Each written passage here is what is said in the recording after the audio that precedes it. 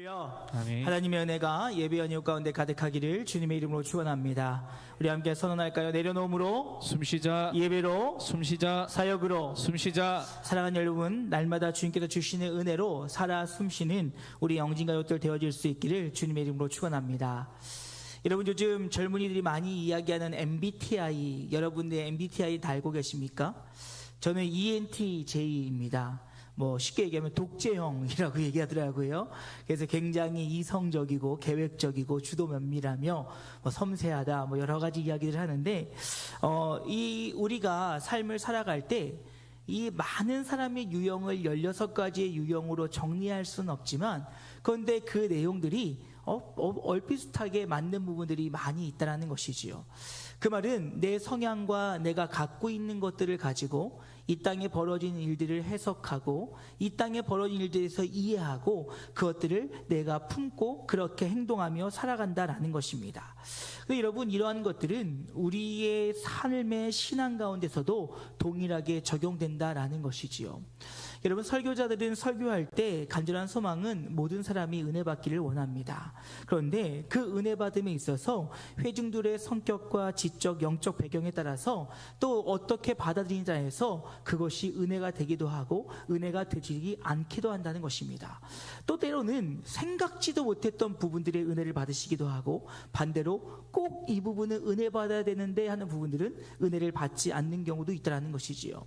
그러다 보니 여러분, 결국 우리가 말씀을 전할 때나 말씀을 들을 때나 우리는 성령의 도우심을 받아서 오늘 그 말씀이 내 안에 역사하여지고 그 말씀이 깨달아지기를 날마다 사모하며 주님 앞에 나아가야 된다는 것입니다.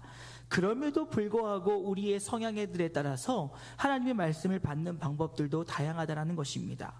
예를 들어서 지적인 부분, 인식을 중심으로 하는 성향의 분들은 성경의 본문의 뜻이나 하나님의 뜻을 명확하게 설명할 때 은혜를 받습니다.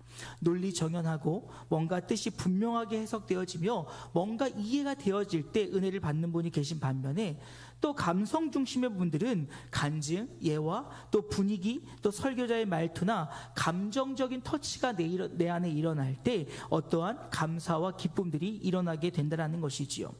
또 행동 중심이나 의지 결단인 성도님들의 그 성향을 가지신 분들은 말씀을 통해서 내 삶을 변화시킬 만한 뭔가 획기적이고 뭔가 삶의 전환을 가져올 만한 말들을 들었을 때 굉장히 은혜를 받았다라고 이야기한다는 것입니다. 또 그 외에도 내가 알지 못했던 것들을 알 때, 혹은 내가 알지 못했던 뭔가 재미있는 예화들을 들었을 때 여러 가지 이유들로 그 은혜를 받는다라는 것입니다. 그런데 여러분, 중요한 것은 무엇이냐면 우리가 하나님의 말씀을 들을 때 이것은 아무 소용이 없다는 거예요. 하나님의 말씀을 들을 때 오히려 이것들이 우리가 하나님의 말씀으로 나아가는 장애물이 될 수 있다는 것입니다. 그 말은 우리가 매 순간순간 하나님의 말씀을 들을 때는 우리의 마음을 깨끗하게 하여 그곳 가운데 임하시는 하나님의 말씀을 있는 그대로 받을 수 있는 그런 하나님의 사람들이 되어질 때, 우리가 매번 주어지는 말씀 속에 동일한 본문이라 할지라도 그 가운데 역사하시고 일하시는 하나님의 그 역사하심들을 경험할 수 있게 되어진다는 것입니다. 여러분, 오늘 우리가 읽은 본문은 그 사실을 우리에게 분명히 전해주고 있습니다. 여러분, 사도행전 17장 전체 내용을 보게 되어지면 바울이 데살로니가에서 3주 동안 회당에서 복음을 전하는 것을 볼 수가 있습니다. 이에 대한 열매들로 헬라인들이나 유대인들, 또 기부인들 중에서 많은 자들이 믿겠다라고 주님 앞으로 나오는 자들이 일어나기 시작했지요. 그런데 여러분, 어디 가나 항상 있었던 유대인의 핍박이 또 이 데살로니가에서도 동일하게 일어나는데, 조금은 폭력적이고 조금은 가격하게 일어나는 것을 볼 수가 있습니다. 이 유대인들이요, 불량배들을 동원하여서 바울의 이름을 잡아 고발하였고, 그리고 바울과 실라를 찾기 위하여 야손의 집을 습격하는 일도 벌어지게 되어집니다. 그런데 그들이 바울을 찾지 못하 야손과 다른 형제들을 대신 고발하는 일도 벌어진다라는 것이지요. 이 이에 여러분 본문 17장 10절 말씀 보면 이렇게 얘기합니다. 밤에 형제들이 곧 바울과 실라를 베레아로 보내니 그들이 이르러 유대인의 회당에 들어가니라 라는 말씀 통해서 이제 이 불량배들로부터 잡아 죽일 수 있는 상황 속에서 믿음의 형제들이 함께 그들을 도왔으며 그들의 도움을 통하여서 바울과 실라 그들의 일행들을 베레아로 보내고 있는 것을 볼 수가 있습니다.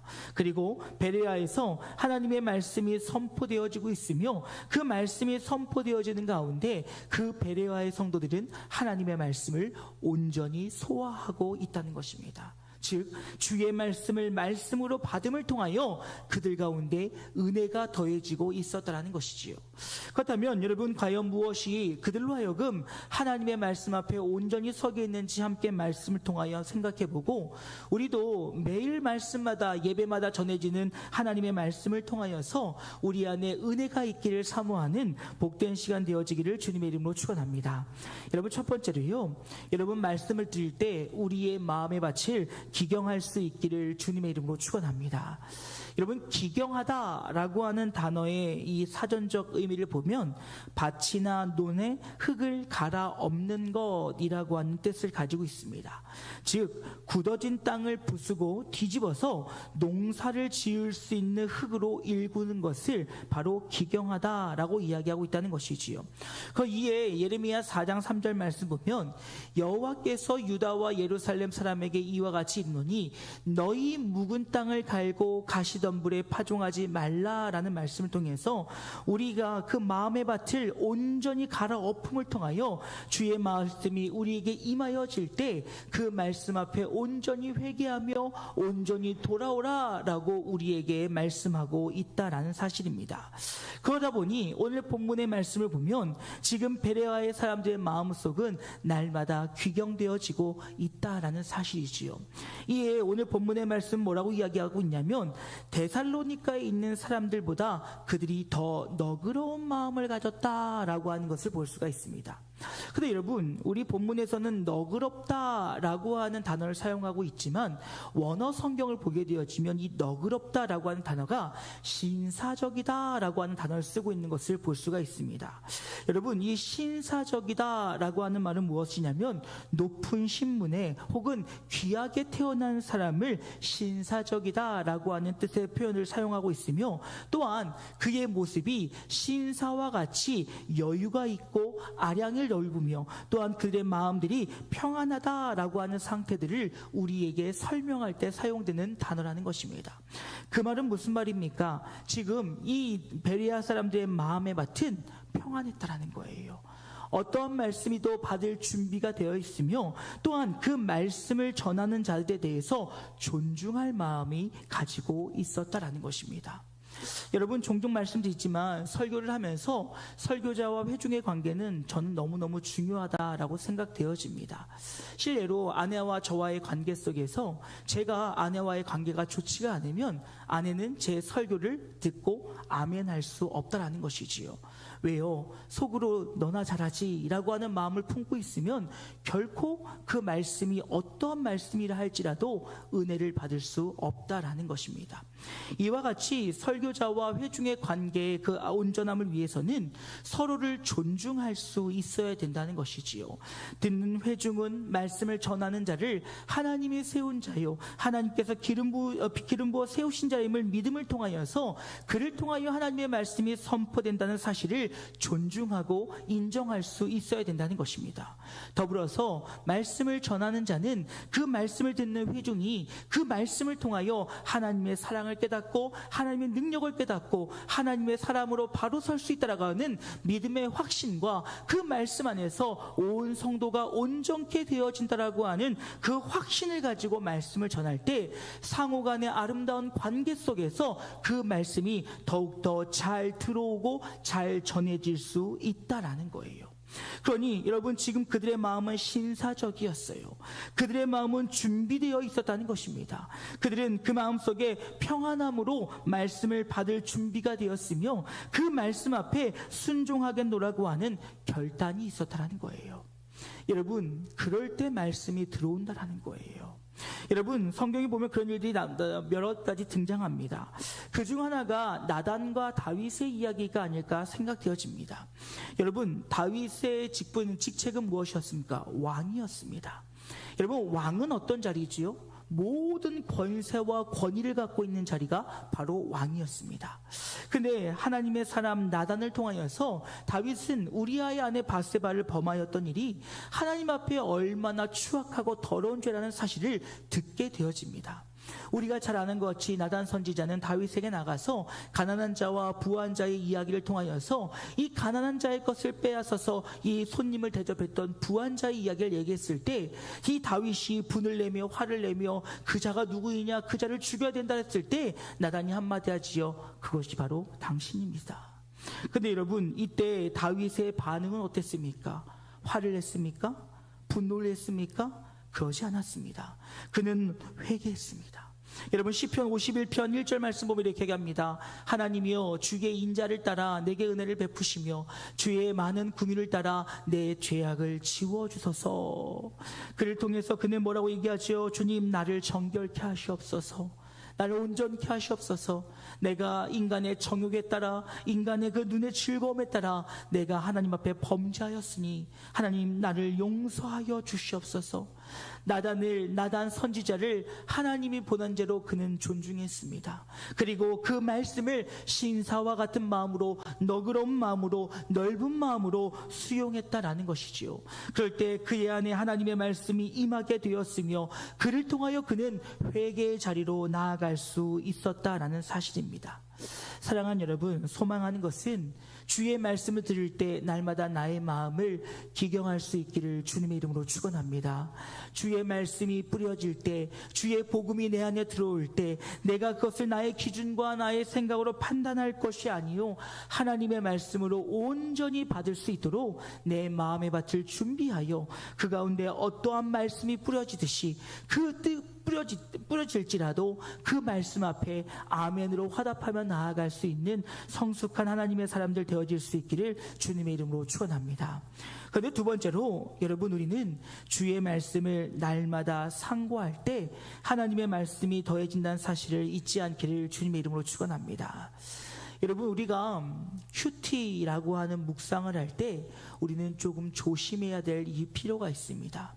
왜냐하면 우리가 하나님의 말씀을 깊이 알지 못하고 그저 그 말씀을 문자대로 내 삶에 적용하면 하나님이 전하고자 하는 메시지가 나의 삶에 들어오는 것이 아니라 내가 원하는 것에 하나님의 말씀을 끼워 맞출 수 있다는 거예요.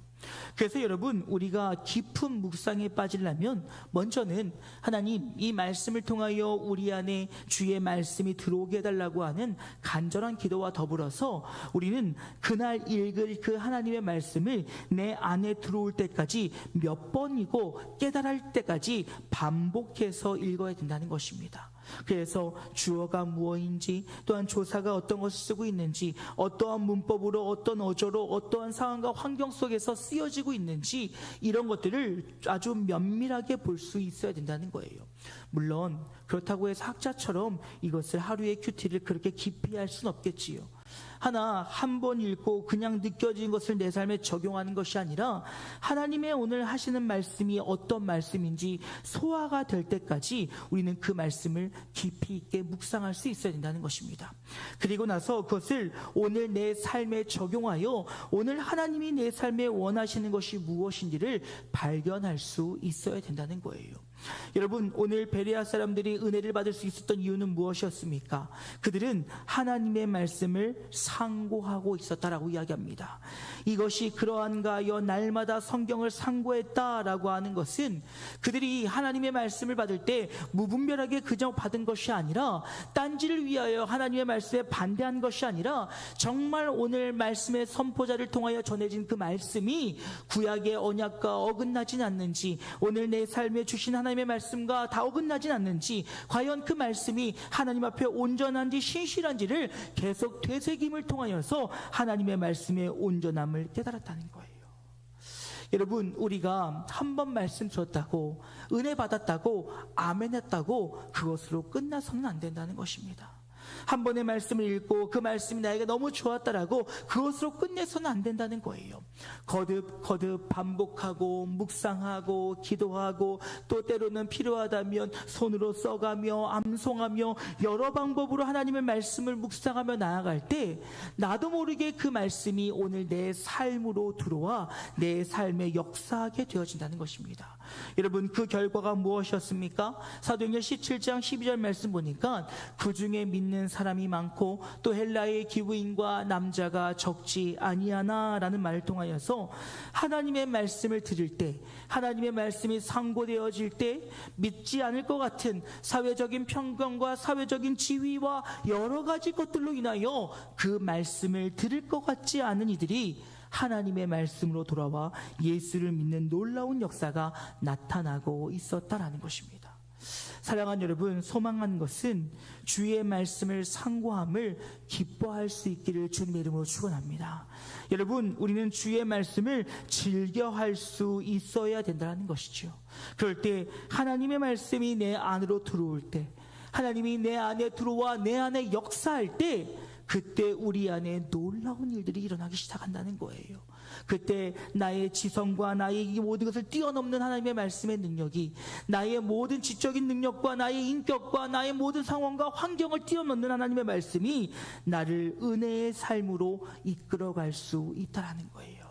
거니 사랑하는 여러분, 날마다 주의 말씀을 상고하며 주의 말씀이 내 삶에 들어와 역사할수록 날마다 주의 말씀을 가까이하여 주의 뜻을 발견하는 하나님의 사람들 되어질 수 있기를 주님의 이름으로 축원합니다. 그런데 마지막으로 우리는 그 말씀을 믿음 위에 굳건히 서는 주의 사람들이 되어야 된다라는 것입니다. 여러분, 베레아 성도들 말씀을 듣고 상고함의 결과는 바로 무엇이었냐면 믿었다는 거예요. 오직 의인은 믿음으로 말미암아 산다라고 하는 주의 말씀을 믿으며 우리는 하나님의 말씀이 내 안에 들어와 내 안에 역사할 수 있도록 우리는 날마다 믿음으로 나아갈 수 있어야 된다는 것입니다. 여러분, 실질적으로 우리 주변에 예수의 말씀을 믿고 그 말씀의 삶의 변화가 일어난 일들이 간증되어지는 것을 듣게 되어집니다. 설교를 준비하면서 우연히 크리스찬이 된 개그우먼 조혜련 씨의 짧은 간증을 보게 되었습니다. 여러분 잘 아는 바와 같이 이 조혜련 씨는 다른 종교의 심취해 있었으며 또 거기에 자신의 삶을 다하여 살았지만 그의 삶이 너무 힘들고 어려웠다라는 거예요. 그런데 하나님의 말씀이 들어오고 하나님의 말씀이 나를 변화시키고 나서 그가 하나님 앞에 완전히 꼬꾸라졌을 때 그는 가장 먼저 자신의 가족들을 복음화시키기에 애를 썼다는 것입니다. 그때 변화된 분이 있으니 바로 그의 어머니였다라는 거예요. 이것과 관련된 영상을 짧은 영상인데요, 잠시 함께 보도록 하겠습니다. 가장 큰 변화는 바로 우리 엄마입니다. 다른 종교를 했거든요. 그리고 3년 전까지만 해도 네 예수쟁이 만나갖고 우리 집에는 오지 마라. 내는 싫다.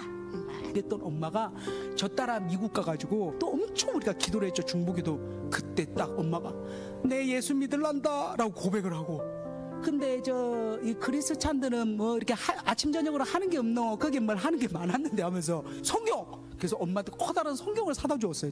이거만 읽으면 되는 기가. 그래서 그럼 엄마, 하나님은 모든 것을 이 성경에 기록해 놓았어. 그래서 이거 읽으면 하나님 마음을 알아. 그랬더니 알았다. 그랬더니 1년 7개월 동안에 13도 그랬어요. 79세인데 13번을 소리내서 읽었다니까요. 근데 어느 날 엄마가 한 2주 전이었어요. 왜 이렇게 이단이 많노? 왜 말씀을 안 읽노? 사람들이 와 읽으면 알긴데 말씀 읽어야 되는데 지금 그렇죠. 여러분, 얼마나 간절한 마음일까요? 왜 이렇게 이단이 많노? 성경 읽으면 되는데, 이거 읽고 믿으면 되는데. 그 79세의 어머니가 13번의 성경을 읽으며 그 말씀이 내 안에 들어오니 그런 변화들이 일어났다는 거예요. 같은 설교인데요, 조금은 다르게 편집된 영상이 있어서 또 하나 보도록 하겠습니다. 지금 1년 7개월 동안에 13도 그랬어요. 79세인데 13번을 소리내서 읽었다니까요. 혜련아, 내 77세 8월에 하나님을 믿어서 이 내년에 죽을지 내후년에 죽을지 모르는데 내가 이 77년을 딴 거를 섬기고 우상 섬기고 이 허송 세월을 보내고, 근데 내가 할 수 있는 건 이 말씀 읽고 기도하는 것뿐이다.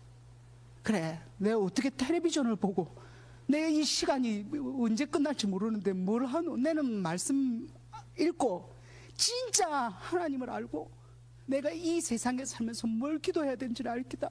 그래, 삶이 다 되어 주님 앞에 섰을 때 주님께서 내 정말 부끄러울 게지만 주님이 허락하셔서 영원한 삶을 사는 천국에 가는 게 그게 내 소원이다. 이게 엄마의 고백입니다. 여러분, 성경을 읽고 믿으니 그의 고백이 이제는 내가 부족하지만 연약하지만 하나님이 허락하신다면 내가 저 천국에서 주님 앞에 서길 소망한다라고 그 말씀을 믿을 때 그 삶의 소망과 태도가 변화가 되었다는 거예요. 여러분, 이것이 바로 말씀의 능력이고 말씀을 믿는 자에게 주시는 하나님의 은혜인 줄로 믿습니다. 우리가 하나님의 말씀을 들으며 하나님의 말씀 앞에 아멘 한다고 끝날 것이 아니라 진정으로 우리의 마음속 깊은 곳으로부터 그 말씀이 나의 말씀이 되어지길 원하고 그 말씀이 내 안에 들어와 역사하길 원하고 하나님의 그 말씀이 내 삶에도 동일하게 나타나길 원하고 하는 일어난다라고 하는 확신을 가지고 우리가 믿음으로 나아갈 때 그 귀신이 들린 자가 자유함을 누리며 병든 자가 치료함을 얻으며 죽었던 자가 살아나고 모든 삶의 무게와 그 모든 것들로 묶였던 자들이 자유해지는 그 놀라운 역사가 남의 간증이요 남의 이야기가 아니라 오늘 나의 간증이 된다는 사실을 기억하실 수 있기를 주님의 이름으로 축원합니다. 그러니 우리는 주의 말씀이 내 삶에 들어와 그 삶을 통하여 하나님께 영광 돌릴 걸 믿음으로 우리는 믿음으로 오직 저 천국을 소유하며 믿음으로 주님을 바라보며 믿음으로 이 땅 가운데 하나님 나라를 꿈꾸며 나아갈 수 있는 하나님의 사람들 되어질 수 있기를 주님의 이름으로 축원합니다. 이제 말씀 마치고자 합니다. 사랑하는 여러분, 주의 말씀을 사모하실 수 있기를 간절히 소망합니다. 우리는 주의 말씀이 중요하다는 얘기를 너무나도 많이 들었어요. 그리고 개혁주의는 말씀으로 돌아가야 된다. 말씀 너무나도 많이 들었다는 것입니다. 허나 정말 우리는 그 하나님의 말씀을 사모하고 있는지 돌아보아야 된다는 거예요. 오늘 베레아 사람들은 하나님의 말씀을 받을 마음의 준비를 하고 있었어요. 그들의 마음은요 신사적이었습니다. 설교하는 자, 말씀을 전하는 자, 그를 존중했어요. 그리고 그들의 마음속에 그가 전하는 말을 받겠다라고 하는 마음의 준비가 되어 있었습니다. 그리고 그 말씀을 들었을 때 그것으로 끝낸 것이 아니라 자신의 삶 속에서 거듭 되뇌이며 상고함을 통하여 하나님의 뜻이 무엇인지를 찾기 위해 무던히도 애썼다는 거예요. 그리고 그 가운데 나에게 주신 하나님의 말씀 앞에 마음을 다하여 힘을 다하여 뜻을 다하여 아멘으로 화답하며 나아갔더니 그들 가운데 믿는 자들이 더해지는 놀라운 역사가 나타나고 있다는 것입니다. 사랑하는 여러분, 주의 말씀을 통하여 우리의 신앙을 더욱더 굳건하게 할 수 있는 하나님의 성숙한 우리 영지 가족들 되어질 수 있기를 주님의 이름으로 축원합니다. 하나님의 말씀이 나의 삶을 변화시키며 하나님의 말씀이 나의 삶의 능력이 되어 나타나고 하나님의 말씀만이 나를 이끌어갈 때 살아 운동력 있는 말씀이 내 삶을 변화시킬 수 있기를 주님의 이름으로 축원합니다. 그럴 때 우리는 매 순간순간 하나님의 말씀에 은혜를 받을 수 있는 거예요. 우리는 그럴 때 매 순간순간마다 하나님의 말씀이 내 삶에 들어와 역사하게 되어지는 것입니다. 그럴 때 우리는 매 순간순간마다 내가 알지 못하는 크고 놀라운 일들이 내 삶을 통하여 일어나게 되어진다는 것이지요. 그러니 사랑하는 여러분, 머리로만 아는 하나님의 말씀이 아니라 정말 온전히 믿고 사모하며 깨달아 내 삶의 역사가 되어질 때 그 말씀을 믿음으로 화답하며 그 가운데 일하시고 역사하시는 성령의 놀라운 역사를 우리의 삶을 통하여 경험되어질 수 있기를 주님의 이름으로 축원합니다. 저는 요즘 이 찬양이 너무 참 마음에 깊이 들어오는 찬양입니다. 내 삶에 들어온 주님의 말씀이라고 하는 찬양인데요, 정말 여러분 허공을 떠도는 말씀이 아니라 그 말씀이 내 삶에 들어와 나를 변화시키고 나를 통하여 내 주변과 이웃을 변화시키며 그를 통하여 하나님 나라를 세워가는 우리 모두가 되어질 수 있기를 간절히 소망합니다. 우리 찬양 함께 하시고 기도함으로 말씀 마치도록 하겠습니다. 내 삶에 들어온 주님의 말씀이 내게 빛이 되시니 내 삶의 어두운 절망 가운데 소망 보게 하시네. 내 삶에 들어온 주님의 말씀이 나를 인도하시니 내 삶의 막막한 문제 가운데 주 뜻 보게 하시네. 말씀이 내게 역사하기를 말씀이 내게 살아있기를 하나님 말씀을 듣겠나이다. 주님의 음성을 듣게 말씀이 내게 역사하기를 말씀이 내게 역사하기를 말씀이 내게 살아있기를 하나님 말씀을 듣겠나이다. 주님의 말씀을 듣겠나이다. 한 번 더 찬양할까요? 말씀이 내게 역사하기를 말씀이 내게 살아있기를 하나님 말씀을 듣겠나이다. 주님의 뜻대로 살겠나이다. 다시 함께 기도했으면 좋겠습니다. 하나님, 주의 말씀을 사모하며 주의 말씀을 상고하고 그 말씀을 믿음으로 아멘하며 나아갈 때 그 말씀이 내 삶에 들어와 나를 변화시키게 하여 주시옵소서. 그 말씀의 능력이 나의 삶 가운데 가득하기를, 그 말씀의 능력이 내 삶 가운데 나타나기를 소망하는 마음으로 우리 주의 이름 한번 크게 부르고 함께 기도하도록 합니다. 기도하시겠습니다. 주여